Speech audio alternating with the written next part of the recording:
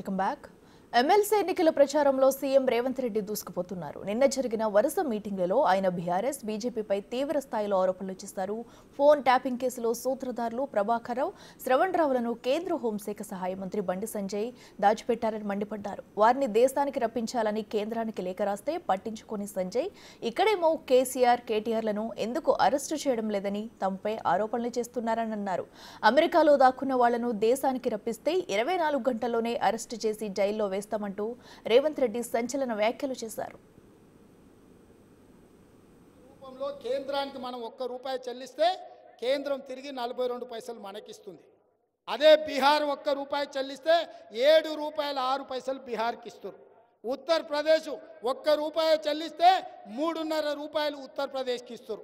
నేను అడుగుతున్న కిషన్ రెడ్డిని కేంద్ర మంత్రిగా, ₹1 బీహార్ చెల్లిస్తే ₹7 ఇస్తున్నావు, ₹1 ఉత్తరప్రదేశ్ ఇస్తే ₹3.5 ఇస్తున్నావు, ₹1 మేము పన్ను చెల్లిస్తే 42 పైసలే మా తెలంగాణకి ఎందుకు వస్తున్నాయి? మా సొమ్ము మీరు దొంగిలించిండ్రా, మీ సొమ్ము మాకిచ్చిండ్రా? లెక్కలు తేల్చుకుందామా కిషన్ రెడ్డి? చర్చకు సిద్ధమా?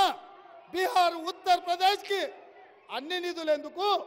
నా 4 కోట్ల తెలంగాణ ప్రజలకి అన్యాయం ఎందుకు అని నేను కిషన్ రెడ్డిని సూటిగా అడగదలుచుకున్నా. మీ ప్రభుత్వాలల్లా, మీరేలుతున్న రాజ్యాలల్లా ఈరోజు ముస్లింలు ఎంబీసీలుగా, బీసీలుగా బీసీ రిజర్వేషన్లు అనుభవిస్తుంటే నరేంద్ర మోడీ గారు 2022-23 ఎన్నికల సందర్భంగా 70 ముస్లిం బీసీ నేను ప్రచారం చేసుకోలేదని మీ పెద్ద బీసీ మోడీ గారే స్వయంగా చెప్పినరు. నీకు కావాలంటే ఆ ఇంటర్వ్యూ నేను పంపిస్తా మిత్రమా. మా మీద దోసి మమ్మల్ని తప్పుబట్టి మొత్తం బీసీలకే ద్రోహం చేయాలనుకుంటున్నావా? మెదక్, నిజామాబాద్, ఆదిలాబాద్, కరీంనగర్ పట్టభద్రుల స్థానంలో ఎమ్మెల్సీగా కాంగ్రెస్ అభ్యర్థి నరేందర్ రెడ్డి తరపున నిజామాబాద్, మంచిర్యాల, కరీంనగర్లో నిర్వహించిన ప్రచార సభల్లో సీఎం ప్రసంగించారు. ఫోన్ ట్యాపింగ్, ఫార్ములా ఈ-కార్ రేస్, గొర్రెల పంపిణీ పథకాలపై కేసులను అడ్డం పెట్టుకుని బీజేపీ బెదిరిస్తుండటంతోనే ఢిల్లీలో చీకటి ఒప్పందాలు చేసుకున్నారని సీఎం ఆరోపించారు. హరీష్ రావు గారు, కేటీఆర్ గారు, టీఆర్ఎస్ నాయకులు కాంగ్రెస్ పార్టీని ఓడించండి, కాంగ్రెస్ పార్టీని మీరు ఎట్లనన్నా చేసి కింద పడేయండి అని వాళ్ళు విజ్ఞప్తి చేస్తారు. మరి నేను ఈ వేదిక మీద నుంచి పట్టభద్రులను అడుగుతున్నా. బీఆర్ఎస్ వాళ్ళు మమ్మల్ని ఓడగొట్టమని చెప్తున్నారు. మంచిదే, మీ కోపం, మీ పగ ఈ పట్టభద్రులు అర్థం చేసుకుంటారు. కానీ మీరు ఎవరిని గెలిపించమని చెప్తున్నారని నేను అడుగుతున్నా. మీ అభ్యర్థి ఎవరు?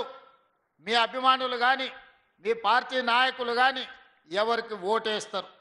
ఇదే మెదక్ జిల్లాలో హరీష్ రావు గారు ఓటరు, చంద్రశేఖరరావు గారు ఓటరు, కేటీఆర్ గారు ఓటరు, కవిత గారు ఓటరు. వీళ్ళందరూ చదువుకున్నోళ్ళే, వీళ్ళందరూ పట్టభద్రులే. రేపు పోలింగ్ బూత్కి వెళ్ళి వీళ్ళు ఎవరికి ఓటేస్తారని నేను అడుగుతున్నా. ఇన్ని పనులు 10 నెలల్లో నేను చేస్తే ఏమి చేయలేదు రేవంత్ రెడ్డి అని బండి సంజయ్, కేటీఆర్ ఇద్దరు కలిసి నోటుకొచ్చింది మాట్లాడుతారు. ఎన్నికల్లో పోటీ చేయడానికి అసలు మాట్లాడే అర్హత ఉందా అని నేను అడుగుతున్నా. మొదట్లో అధికారం బాయ్, రెండోసారి డిపాజిట్లు బాయ్, మూడోసారి నీకు అభ్యర్థి దొరకకపోయా కేటీఆర్. ఇంకా నువ్వేంది నువ్వు మాట్లాడేది ఏంది? నీకున్న అర్హత ఏంది? తెలంగాణ సమాజం నిన్ను ఎప్పుడో బహిష్కరించింది. తెలంగాణ సమాజంలో నువ్వు మనిషివే కాదు, నువ్వు ఓటర్ లిస్టులో లేనే లేవు, ఈ లెక్కలలోనే లేవు. నువ్వు లెక్కలలో ఉంటే ఎన్నికల్లో పోటీ చేసి ఉండేటోనివి. బీఆర్ఎస్ నిర్లక్ష్యంతో కుప్పకూలిన రాష్ట్రానికి అభివృద్ధి పరంగా కొత్త వైభవాన్ని తీసుకొస్తున్నామని రేవంత్ రెడ్డి చెప్పారు. రైతులకు 21,000 కోట్ల రుణమాఫీ చేశామని, సన్నాలకు 500 బోనస్ అమలు చేశామని రేవంత్ రెడ్డి చెప్పారు. 7,625 కోట్లు రైతు భరోసాగా అందించామని, 35,000 మంది ఉపాధ్యాయులు బదిలీలు చేసి 25,000 మందికి పదోన్నతులు ఇచ్చామని తెలిపారు. యంగ్ ఇండియా స్పోర్ట్స్ యూనివర్సిటీలను 60 ఎకరాల్లో 600 కోట్ల కార్పస్ ఫండ్తో ఏర్పాటు చేస్తున్నామని, ఇవన్నీ నిజం కాదని ప్రశ్నించారు. వేదిక మీద నుంచి బండి సంజయ్ గారికి, కిషన్ రెడ్డి గారికి నేను సవాల్ విసురుతున్నా. మైనారిటీలను రాజ్యాంగ పరంగా 1960 నుంచే నాకు తెలిసి బీసీలలో బీసీ రిజర్వేషన్లు పొందినరు. ఇవాళ దూదేకులు కానీ, తురక చాకలి కానీ, తురక మంగలి కానీ ఇట్లా 29 కులాలు బీసీలు ఇవాళ మైనారిటీలు బీసీల రిజర్వేషన్లు పొందుతారు. అంతెందుకు కిషన్ రెడ్డి బండి సంజయ్ సిద్ధంగా ఉంటే గుజరాత్ రాష్ట్రానికి నేను టీములను తీసుకెళ్తా. నరేంద్ర మోడీ గారు 12-13 ఏళ్ళు ముఖ్యమంత్రి ఉన్న గుజరాత్లో ఇవాళ ముస్లింలు 29 కులాలు బీసీ రిజర్వేషన్లు అనుభవిస్తున్నారు. ఇవాళ బీసీ రిజర్వేషన్ల ముస్లింలు గుజరాత్లో ఉన్నారు. ఇవాళ ముస్లిం బీసీలు మధ్యప్రదేశ్ బీజేపీ ప్రభుత్వంలో ఉన్నారు. మహారాష్ట్ర బీజేపీ ప్రభుత్వంలో ఇవాళ ముస్లిం బీసీ రిజర్వేషన్లు అనుభవిస్తున్నారు. బీహార్లో మీ పొత్తుల ప్రభుత్వంలో ముస్లిం బీసీలు రిజర్వేషన్లు ఇవాళ పొందుతున్నారు. ఇవన్నీ నిజం కాదా? నిజ నిర్ధారణ కమిటీని రాష్ట్రాలకు పంపిద్దాం. ఈ కార్ రేసులో కేటీఆర్ కోట్ల రూపాయలు లండన్ కంపెనీకి పంపించండి కదా, ఆ కేసు మీ ఈడీ దగ్గరనే ఉంది. ఎప్పుడు కేటీఆర్ని అరెస్ట్ చేస్తామని నేను అడుగుతున్నా. నిన్న మన కేటీఆర్ హరీష్ ఎన్నిసార్లు ఢిల్లీకి పోయిన రోజు చూడండి.